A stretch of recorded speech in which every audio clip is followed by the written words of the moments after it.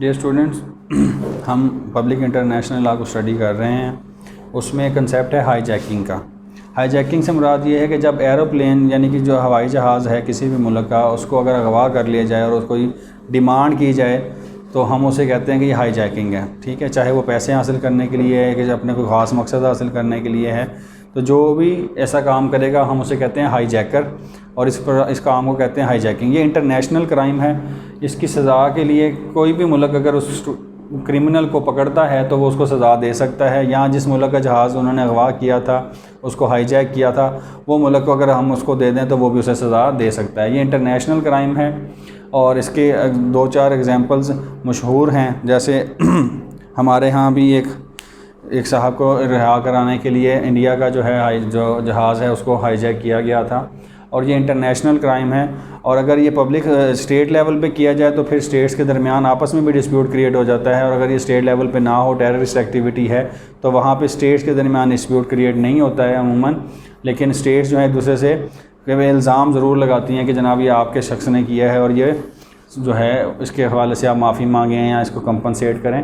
तो hijacking basically जब aeroplane जो है उसको जो अबडक्ट कर लिया जाता है, उसको कंट्रोल हासिल कर जाता है कोई सर्टन अपने मोटिव्स हासिल करने के लिए, तो उसे हम हाईजैकिंग कहते हैं। फिर इसमें एक कंसेप्ट है नेशनैलिटी का। नेशनैलिटी से मुराद ये है कि कौमियत, यानी कि जब कोई शख्स कहीं पैदा होता है तो उसका एक राइट है कि उसे नेशनैलिटी अवार्ड कीजिए। जैसे हमारे जब पैदा होते हैं हमारे पाकिस्तान में तो एक जन्म पर्ची बनती है, बर्थ सर्टिफिकेट बनता है, फिर बे फॉर्म उसे हम कहते हैं। जब 18 ईयर्स ऑफ एज पूरी हो जाती है तो फिर नेशनल आइडेंटिटी कार्ड बनता है। ठीक है, तो ये जो आईडी कार्ड है ये हमारी नेशनैलिटी है कि हम पाकिस्तानी हैं। इसी तरह हर मुल्क के अंदर जो लोग पैदा होते हैं उनको नेशनैलिटी अवार्ड की जाती है। अब नेशनैलिटी अवार्ड 2 तरीके से की जाती है। एक ये है जिसको कहते हैं जस्ट सोली का कंसेप्ट है। जस्ट सोली से मुराद है कि जिस सॉइल से में पैदा हुआ है, जो शख्स जहाँ पैदा हुआ है उसको वहाँ की बर्थ राइट है उसका, कि वहाँ पे जहाँ पैदा हुआ है बर्थ प्लेस का सर्टिफिकेट उसको दे दिया जाए। जैसे कोई अमेरिका में पैदा होता है, अमेरिका के अंदर कंसेप्ट ऑफ जस्ट सोली चलता है।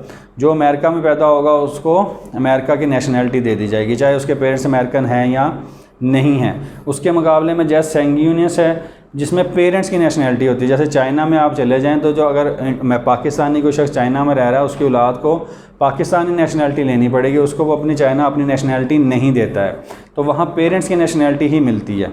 तो ये 2 कंसेप्ट के हवाले से नेशनैलिटी दी जाती है। ठीक, ये ज़रूरी इसलिए है कि आप रिप्रेजेंट करते हैं किसी भी स्टेट को और आपके राइट्स एंड ड्यूटीज़ जो हैं उसके हवाले से मैनेज किए जाते हैं।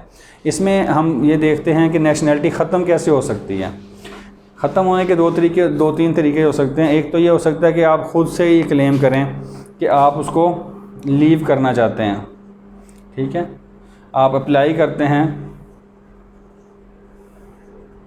फॉर कैंसिलेशन ऑफ नेशनैलिटी या पासपोर्ट।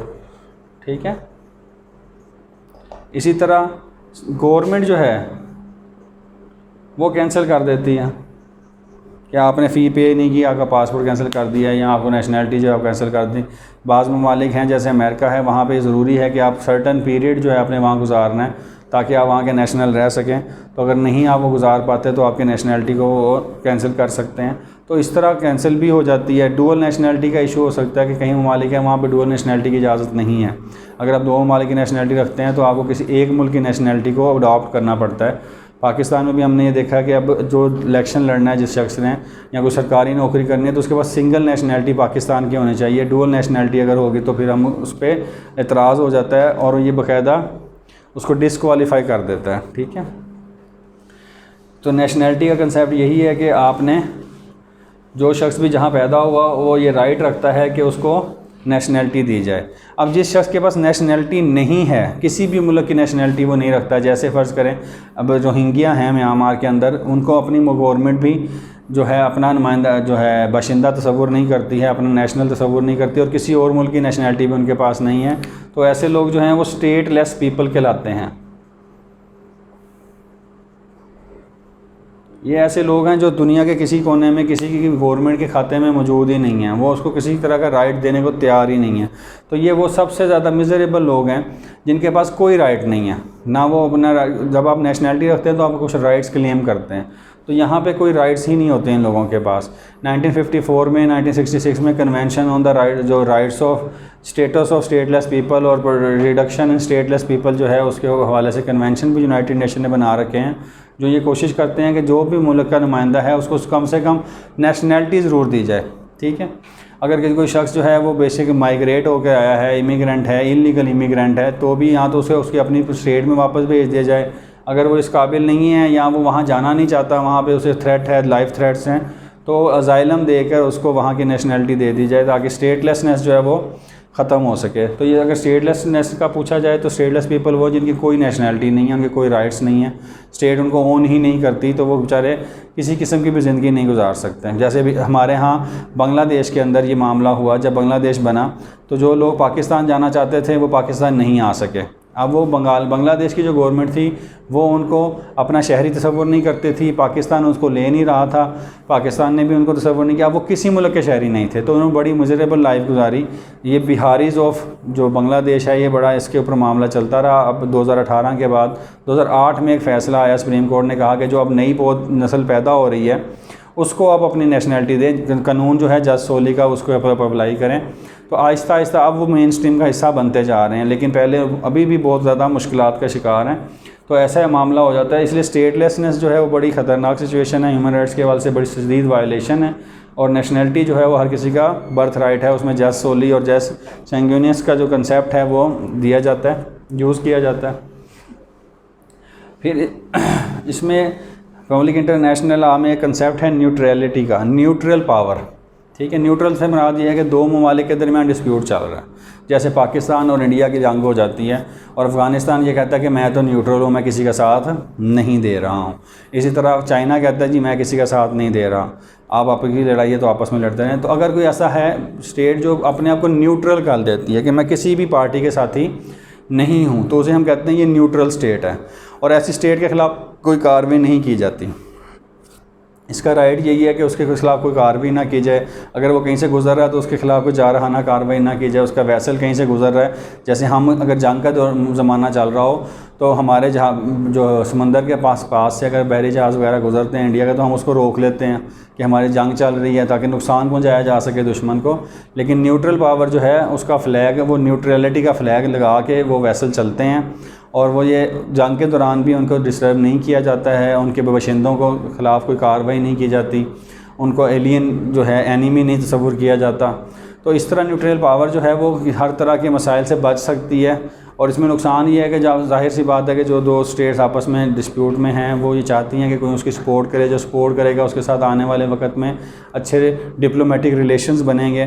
तो ऐसी स्टेट के डिप्लोमेटिक रिलेशन अच्छे नहीं बनते। अमूमन कनाडा जो है वो, अमूमन स्विट्ज़रलैंड जो है वो अमूमन अपने भी किसी भी इंटरनेशनल डिस्प्यूट में अपने आप को न्यूट्रल डिक्लेयर करते हैं, और वो किसी भी किस्म की जो है आर्म कन्फ्लिक्ट है या दूसरा कोई डिस्प्यूट है उसमें वो साथ नहीं देते और न्यूट्रल रहते हैं। तो ये न्यूट्रलिटी का एक कंसेप्ट इसके अंदर पाया जाता है। इसके अलावा पब्लिक इंटरनेशनल लॉ में जो है वो कोई इतनी जो है ब्लॉकेट की बात हमने कर ली है, एक्सट्राडिशन की बात हमने कर ली है, इंटरनेशनल डिस्प्यूट के हवाले से हमने देख लिया है। तो इंटरनेशनल लॉ जो है बेसिकली वो स्टेट के साथ जो मामलात हैं उनको डील करता है। स्टेट सक्सेशन की एक बात की जाती है। स्टेट सक्सेशन ये है कि जब स्टेट जो है वो कोई एरिया एक्वायर कर लेती है, फ़र्ज़ करें पाकिस्तान जो है उसकी जंग जब 1965 की या 1971 की जब जंग हुई तो पाकिस्तान का कुछ एरिया इंडिया ने एक्वायर कर लिया था, तो उसने स्टेट सक्सेशन हो गई, वो चीज़ उसके साथ ऐड हो गई। वहाँ के लोग जो थे फिर वो इंडिया के कब्ज़े में चले गए। ठीक है, तो स्टेट सक्सेशन जो है उसका मतलब ये है कि जब किसी स्टेट ने कोई एरिया जो है वो ऐड कर लेती है अपने साथ, तो वो स्टेट सक्सेशन कहलाता है। फिर इसी से रिलेटेड है स्टेट की रिकग्निशन। रिकग्निशन से वही मुराद है उसको जानना, उसको पहचानना, उसको मानना, रिकग्नाइज़ करना। ठीक है, जब पाकिस्तान 1947 में बना था तो सबसे पहले जो है जिसने हमें रिकग्नाइज़ किया था वो ममालिक हमारे सबसे अच्छे दोस्त कहलाते हैं। सबसे आखिर में हमें अफ़गानिस्तान ने रिकगनाइज़ किया। अफ़गानिस्तान जो है वो मैं अलहदा मुल्क के तौर पे नहीं पे मान रहा था। तो रिकग्निशन से मुराद ये है कि आपने किसी स्टेट को रिकगनाइज़ कर लिया। उसके कई तरीके हो सकते हैं। आपने वहाँ डिप्लोमेटिक एजेंट भेज दिया, वहाँ कॉन्ग्रेचुलेशन के आपने मामलात भेजे कि जनाब ठीक है, आपको बहुत मुबारक हो, आपका नया मुल्क बन गया, हम आपके साथ ताल्लुकात कायम करेंगे। आपने कोई गिफ्टिंग की है, आपने डिप्लोमेटिक रिलेशन उनके साथ कायम कर लिए हैं, ट्रेड करने लग गए हैं, उनको बुला लिया, उनके प्रेसिडेंट को या जो प्राइम मिनिस्टर है उसको बुलाते हैं। तो इस तरह रिकगनाइज़ कर लिया जाता है, ठीक है। और इसमें जो है अगर कोई आर्म कन्फ्लिक्ट पाया जाता है स्टेट के अंदर तो वो मामलात अलहदा डिस्कस होते हैं। रिकग्निशन का सिर्फ यही है कि आपने उस स्टेट को रिकगनाइज़ कर लिया कि ये स्टेट जो है अब वजूद में आ चुकी है और अब हम इसके साथ जो है अपने मामलात आगे लेकर चलेंगे। इसके बाद दो तरह के इश्यूज आते हैं स्टेट के हवाले से। एक तो स्टेट की जो गवर्नमेंट होती है, जो लीगल हम जिसे कह सकते हैं गवर्नमेंट, स्टेट की जो गवर्नमेंट है, जैसे हमारे यहाँ इलेक्शन होके एक स्टेट गवर्नमेंट बनाई गई है तो उसे हम कहते हैं डी ज्यूरे गवर्नमेंट, ठीक है। ये डी ज्यूर है, ठीक है, लीगल है, ये बेसिकली ये लीगल गवर्नमेंट है, ठीक है। अब कुछ ऐसा है कि किसी ऐसी जगह पे फ़र्ज़ करें बलूचिस्तान में या हमारे पंजाब के अंदर कोई ऐसा एरिया है जहाँ पे कोई एक अलहदा एक जो है वो आर्म फोर्सेस बना के एक ग्रुप बन के कुछ अरसे कुछ जगह पे कब्ज़ा कर ले, ठीक है। फ़र्ज़ करें हम कहते हैं कि जनाब वज़ीरिस्तान जो एजेंसीज़ हैं उसके अंदर किसी ने किसी एजेंसी पे कब्ज़ा कर लिया, किसी ग्रुप ने, तालिबान है, तहरीक तालिबान पाकिस्तान है, वो वहाँ कब्ज़ा करके और वहाँ अपना रेट जो है उसने मुकर्रर कर रखी हो, अपने कवानीन का वो नफाज कर रहे हों और पाकिस्तान के आर्म फोर्सेस के साथ उनकी झड़प चल रही है, ठीक है। तो वहाँ का जो एरिया है वहाँ पे जो एक्चुअल गवर्नमेंट होगी या जो फैक्ट होगा, डी फैक्टो कहते हैं उसको, ठीक है। ये फैक्ट से याद कर लें, हकीकत जिसे कहते हैं कि हकीकत में किसकी गवर्नमेंट है, तो डी फैक्टो गवर्नमेंट होगी उन इंसर्जेंट्स की या जो बेलिजरेंट्स हैं जो लड़ रहे हैं स्टेट के साथ, उनकी गवर्नमेंट होगी। लेकिन डी ज्यूरे गवर्नमेंट जो है वो लीगल गवर्नमेंट वही रहेगी जो अवाम ने एक बना के एक सेटअप बनाया होगा, उसे हम डी ज्यूरे गवर्नमेंट कहते हैं। और डी फैक्टो गवर्नमेंट ये है कि जो एक्चुअल जो गवर्नमेंट कर रहे हों। इसकी सबसे अच्छी एग्जांपल है म्यांमार के अंदर हम देख सकते हैं, वहाँ पे आंग सान सू की जो थी उसकी गवर्नमेंट थी, डिप्लोमेटिक गवर्नमेंट थी, ठीक है। आर्मी ने टेक ओवर कर लिया। जब आर्मी ने टेक ओवर किया तो अब डी फैक्टो गवर्नमेंट तो होगी आर्मी की और डी ज्यूरे गवर्नमेंट जो है वो ये होगी। जो लीगल गवर्नमेंट थी, जो एक्चुअल गवर्नमेंट थी, वो डी ज्यूरे गवर्नमेंट कहलाती है और एक्चुअल गवर्नमेंट जो उस वक्त अमल दरामद कर रही है वो डी फैक्टो गवर्नमेंट कहलाती है। कहीं पर भी अगर मार्शल लॉ का अमूमन हमें नज़र आता है तो वो डी फैक्टो गवर्नमेंट होती है, डी ज्यूरे गवर्नमेंट नहीं होती। मुशर्रफ ने भी जब किया था तो उसके बाद उसने 2002 में इलेक्शन करवाए और दोबारा वो एक पूरा स्टेट का और गवर्नमेंट का सेटअप बनवाया ताकि वो डी ज्यूरे और डी फैक्टो दोनों एक जैसी हो जाएं, ठीक है। तो ये डी ज्यूरे गवर्नमेंट को अमूमन जो स्टेट्स हैं वो इसी को एक्नॉलेज करती हैं, इसके साथ ही मामलात करती हैं। डी फैक्टो या बेलिजरेंट्स जो हैं या इंसर्जेंट्स जो हैं उनके साथ वो मामलात नहीं करती हैं। अगर कोई स्टेट डी फैक्टो गवर्नमेंट के साथ मामलात करे तो वो अमूमन उसकी एनिमी स्टेट होती है, ठीक है। तो ये इसके अंदर कंसेप्ट जो हैं वो डिस्कस हुए हैं। इनको आप थोड़ा सा डिटेल में आप गाइड से कहीं से भी पढ़ लें तो इंशाल्लाह आपका जो कंसेप्ट है वो क्लियर हो जाएगा। शुक्रिया।